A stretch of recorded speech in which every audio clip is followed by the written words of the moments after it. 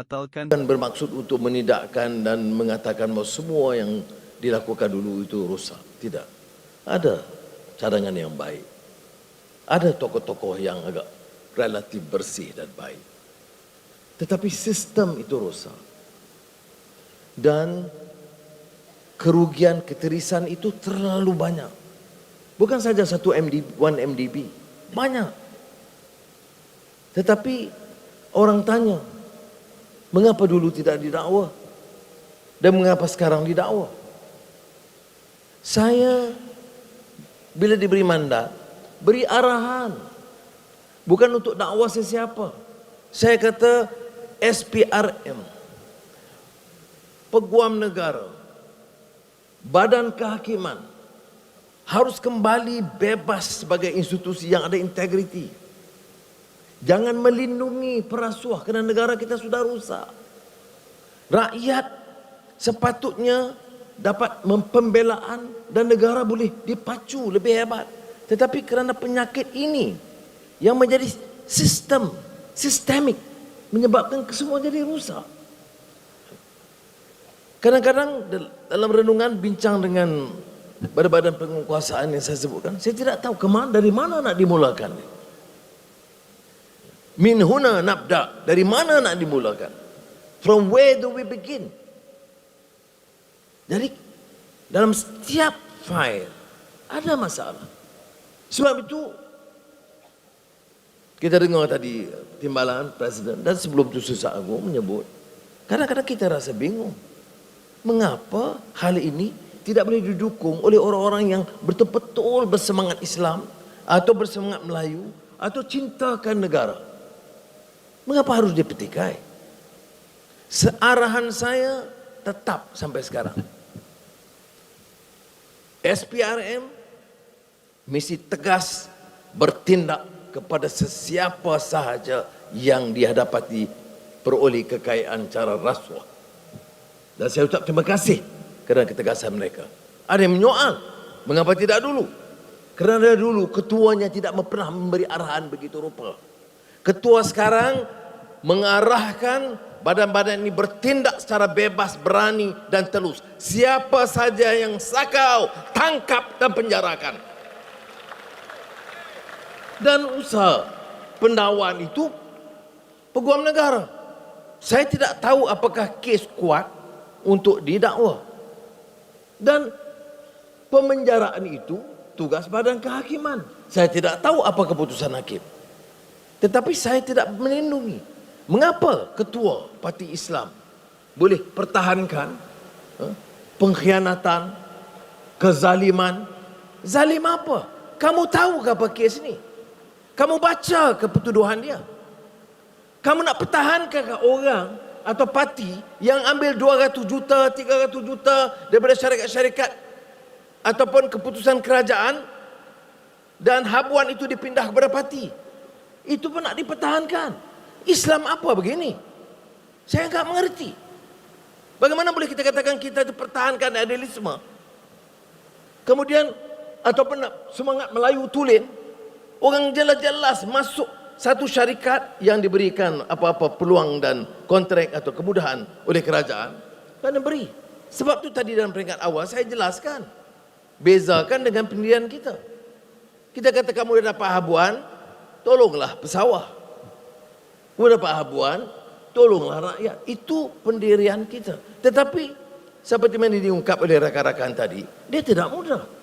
Kerana orang turun ke bawah yang dia cakap zalim, khianat. Zalim apa? Mengapa zalim bila kita tangkap? Maknanya dalam perjuangan parti mereka dibolehkan orang yang dapat kontrak serah 100 juta kepada parti. Itu yang kita tahu. Saya nak jawab, kamu sebutlah, kamu bicaralah sebanyak mungkin pun, gunalah ayat Quran atau hadis sebanyak mungkin. Kita tidak akan digugat untuk bertindak tegas dan keras terhadap perasuah-perasuah ini. Ya. Kerana bagi saya ini dia. Ada orang kata Anwar ni tak ada zikir lain, rasuah. Ya. Kerana kalau kita tak bersihkan seluruh perjuangan kita, is good governance. tata kelola yang baik. Kalau tidak kita bersihkan, sudah percayalah. Kita boleh bagi projek tambahan 1 bilion untuk sekolah, dibaiki sekolah Taim. Tapi kalau tak bersihkan proses, bocornya banyak, tirisnya banyak. Kita boleh berikan 15 bilion untuk tempatan banjir. Tapi kita tidak tahu apakah 13 bilion dibelanjakan atau 14. Kita berikan subsidi 10 bilion kepada rakyat miskin. Itu pun bocor. Sebab itu baru-baru ini di Parlimen saya sebut tentang ketirisan. Saya ada jawab kepada speaker. Bagaimana saya dapat angka 10 bilion itu? Sudah bayangkan. Dan ini sepatutnya seluruh jentera orang yang konon dia bercakap soal rakyat, soal Malaysia, soal parti politik, soal Melayu, soal Islam, sepatutnya tanpa kira parti bangkit. Oh, dia kata kita pilih kasih. Baik, tanya. Kalau ada mana-mana menteri baru ini yang dianggap sebagai rasuah, saya tidak akan lindungi. Mereka tahu pendirian saya. Kalau ada ahli-ahli yang berhormat, negeri atau pusat, didapati terlibat dalam rasuah, jangan cari saya. Bukan kerja saya untuk melindungi perasuah, termasuk dari keadilan sendiri. Tetapi tidak adil untuk dikatakan kita pilih kasih. Orang ini terlindung kerana masa itu dia ada kuasa. Dia dilindungi. Semasa dia ada kuasa, dilindungi. Ramai orang tahu, kes bukan baru. Inilah masalahnya kita. Kita kadang-kadang cakap soal agama, tapi soal urusan negara tak tahu sama sekali. Kalau kita baca kes-kes yang berlaku, banyak. Sebab itu saya tegaskan, hal yang pertama ialah hal tata kelola. Saudara percayalah, saudara bangkit dulu, terus ke jalan, dipukul. Sebab apa? Saudara kata, suara rakyat, suara keramat, tegakkan keadilan, bantah kezaliman. Hukum, negara ini negara hukum. Dan inilah sebab kita bangun menentang. Sekarang kita ada kuasa. Maka amanah itu saya nak laksanakan walaupun saya tahu tidak mudah. Kerana yang kita lawan itu setengahnya bilioner. Setengahnya title dia tinggi daripada title saya.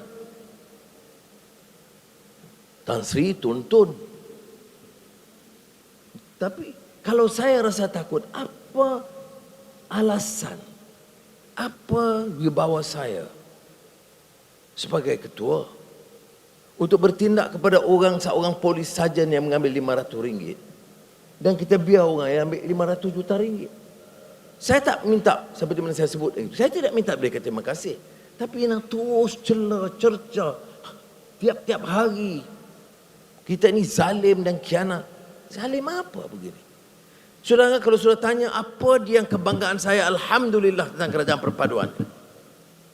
Kita pantau kerja dan kontrak kerajaan, kementerian-kementerian dan menteri-menteri, dan pastikan semuanya ikut proses tender yang bersih, dan kita pastikan tidak ada yang rompak kekayaan daripada tender ini. Sudah bayangkan perkara ini dalam kerajaan terdahulu. Bagi saya ini yang alhamdulillah suatu kejayaan terbaik. Nak pastikan dana itu tidak boleh dicuri dan diambil komisen. Apa yang mereka bawa? Oh, ini satu khianat, tuduhan palsu. Saudara, saya tak sanggup buat khianat. Saya tak sanggup fitnah orang. Karena saya lalui getir yang sangat sukar, dan saya mau di umur ini dengan kepayahan yang berlaku dulu itu sebagai pengingatan dan pengajaran untuk pastikan tidak ada kezaliman terhadap sesiapa, termasuk tokoh-tokoh parti pembangkang. Tapi jangan cari alasan dan guna alasan seolah-olah pimpinan parti pembangkang itu tidak boleh didakwa. Kerana apa yang disiasat itu mengejutkan. Itu urusan di mahkamah nanti. Tetapi yang mula saya buka itu bukan dari SPRM, dari fail-fail Kementerian Keuangan. Beberapa kontrak lain yang besar-besar, yang dibuat cara pencelau, yang tidak ikut peraturan. Itu bab pertama, saudara. Jadi saya haraplah, dari Saifuddin bercakap panjang tentang PAS pengalaman lalu, saya tidak masuk jadi ketua di depan orang-orang keadilan. Saya tidak mau politik permusuhan termasuk dengan PAS. Karena pengalaman kita dalam sejarah PAS itu ada jasa dia. Dan pernah menjadi dalam satu pasukan dengan kita. Pimpinannya lain tentunya. Naratifnya juga lain. Yang kalau saya dengar pimpinan dulu soal rasuah, soal penyelewengan itu tegas. Tetapi cara mereka serang itu luar daripada batasan etika dan akhlak. Saya tidak bermaksud untuk memanjangkan perkara ini, memadai setakat ini. Tetapi bila kita jawab, oh kita ini menentang Islam. Bila kita jawab, kita menyerang ulama. Saudara, seorang ustaz atau kononnya dikatakan tok guru buat kenyataan atau tuduhan palsu, kita jawab, apakah itu menentang ulama? Kita menentang kesilapan dia, bukan menentang seorang alim. Tetapi itulah naratif sehingga orang takut nak beri teguran. Kita tidak harus terperangkap dengan hal yang sedemikian.